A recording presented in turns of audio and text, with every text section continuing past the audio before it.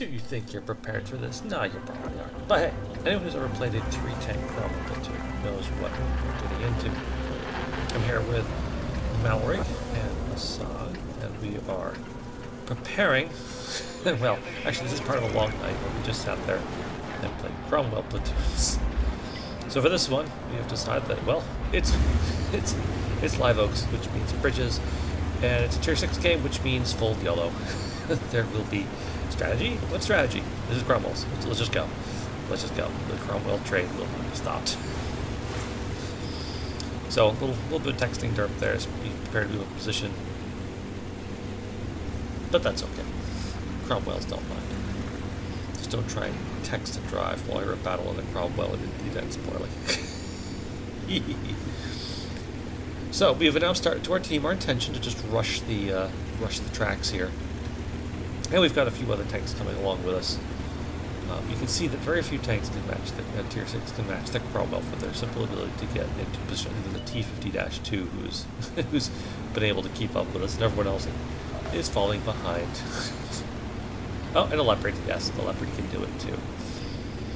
So move around, flank wide right.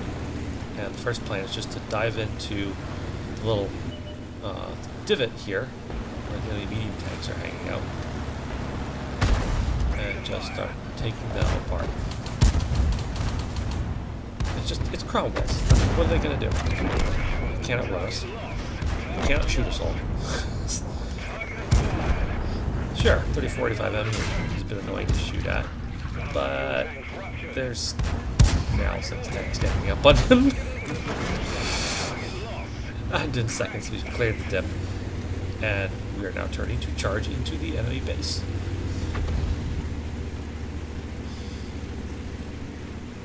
One of the new French armored cars there. Of course they can keep up there very, very fast.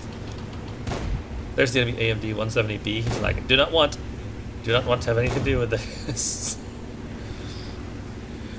There's nothing else to do with this. Poor Wolverine can't run. Can no longer hide. Done.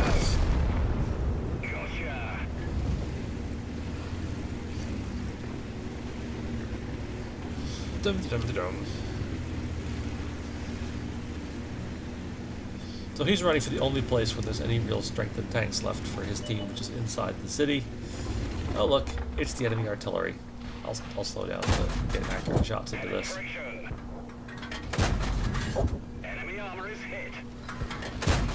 Once he's gone, start advancing. Spot the KV-2.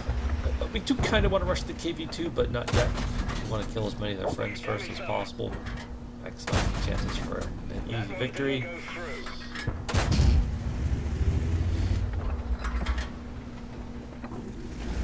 I fall a bit behind the rest of the platoon here. The team is now up 10-1 because silliness with Cromwells.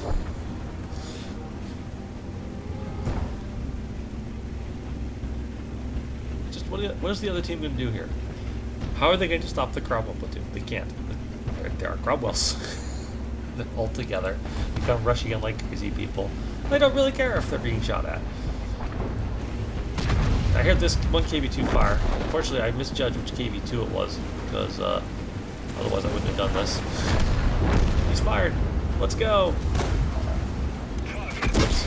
Well, sacrifice to the war god so that the rest of the platoon can kill the KV-2.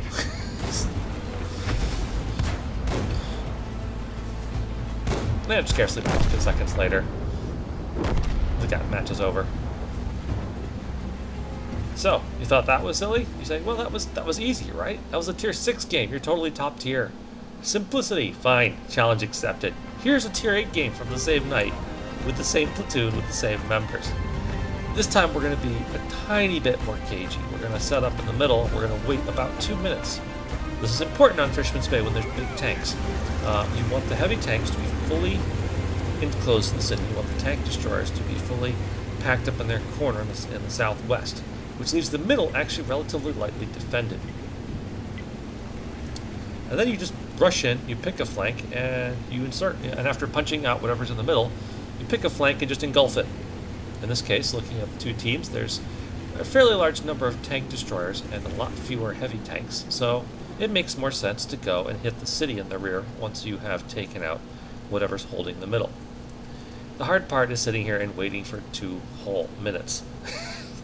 So I'm just trying to stay concealed here. Malrig is also trying to stay concealed. I think Asag is actually trying to shoot things, but whatever. Yeah, there's a tier 8 medium in the middle there. Whatever. He's just one tank.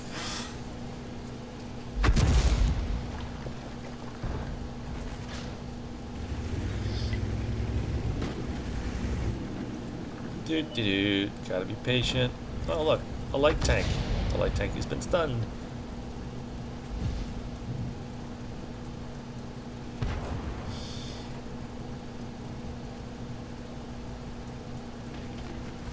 Well, that's one tank we don't have to worry about anymore.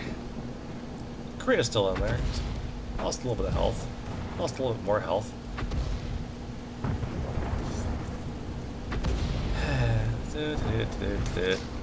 Alright. We'll yell, apparently, Cromwells Assemble to warn the team that the rush is going to happen shortly.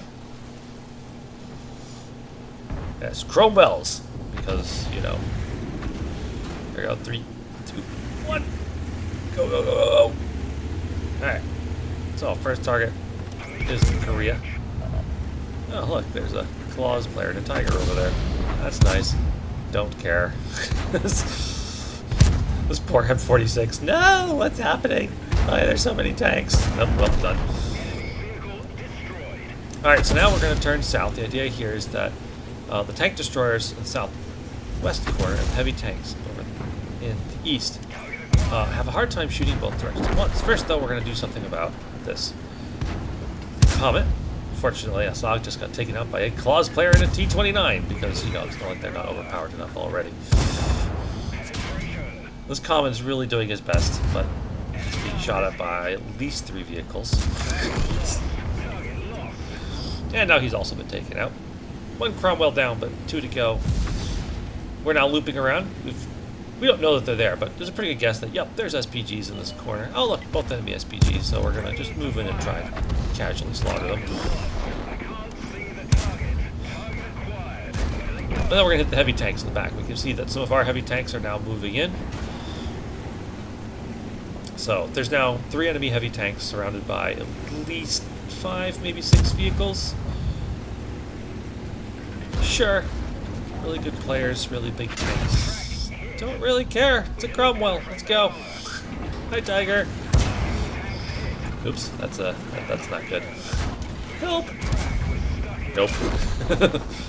But it gets even better because although it happens off screen here, the Tiger is so confused by what's going on. Where'd he go? Oh. Yep, he's now stuck in the water, confused by the Cromwell rampage. We're down to 1 Cromwell. Malrig is still alive as the Tiger 2 drowns. The T-29 Claws player is busy chasing him like, come back here, you stupid Cromwell. We hate you so much. But chasing a Cromwell, what runs down a Cromwell? Not much. So he easily gets away. The rest of the heavy tanks for the friendly team show up. And yet the T-29 still wants nothing more than to kill the Cromwell. How do we know? Well, because Malrig pops back out for another shot. In just a few moments. He's not looking at anything else. Nope, he wants that Cromwell. And he misses. And at this point, oh god, it's 12-5, so it's not quite as crazy a crushing defeat as the last one is already, but, yep. Cromwells, our city. So, only 2 enemy TDs left. One of them is being run down by an AT-8, as funny as that seems. The other one hasn't been detected yet, which means it's almost guaranteed that he's hanging out in one of the bushes of K1.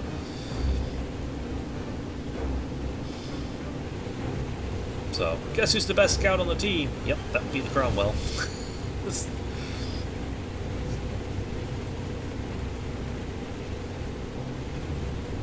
So, just gonna zip across the field here. The Jagdpanzer IV meets his demise. Looking for the T-25 AT.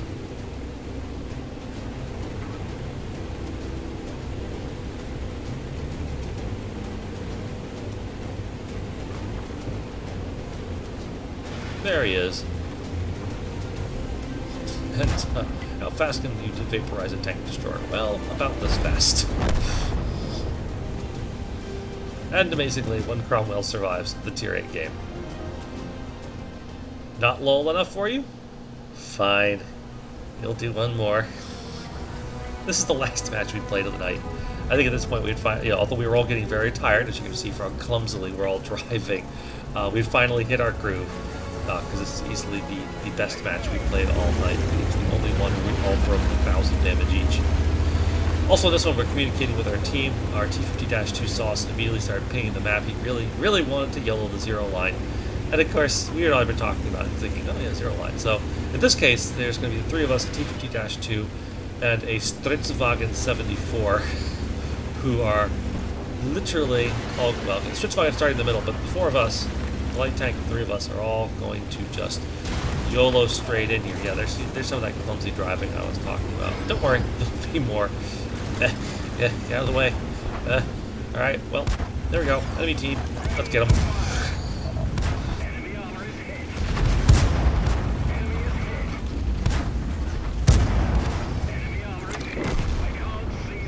Like, there's barely a point in any action. It's all happening so fast. We're already into the back corner.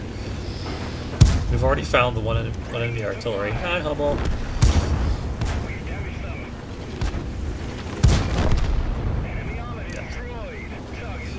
Well, I steal a Sag's one ram kill there, but that's actually going to have good consequences for him later. About, 1 minute. We all converge on this unfortunate type. No! He's going to take him out. We're going for the Skoda now is the idea, but I'm going to be distracted by the sudden appearance of a low-health T50-2. I also ended up finding a Dicker Max the very hard way. So, I'm going to find some cover, kill the T50-2, find some cover against the Dicker Max, and then hold him in position. The others have already killed the the Skoda. So now I'm here in this little face-off with Dicker Max. Hello, Dicker Max. Look, I'm a Cromwell. I'm here to ruin your game. I brought friends. Look at them. Are we not a glorious Cromwell platoon? This is where the Sog is going to get lucky that I saved him some health, because, yep, there's going to be Cromwell charging him, and he would have been dead now if he had done the ramp. But instead, he gets to live. The enemy team is now on 2 KV2s. Oh, never mind, make that 1 KV2. This last poor KV2 is in the corner going, oh no, I can't shoot this fast. There's too many. No. And we all converge on this poor guy to take him out. I hope you enjoyed watching the Cromwell rampage. It's a good game and good night.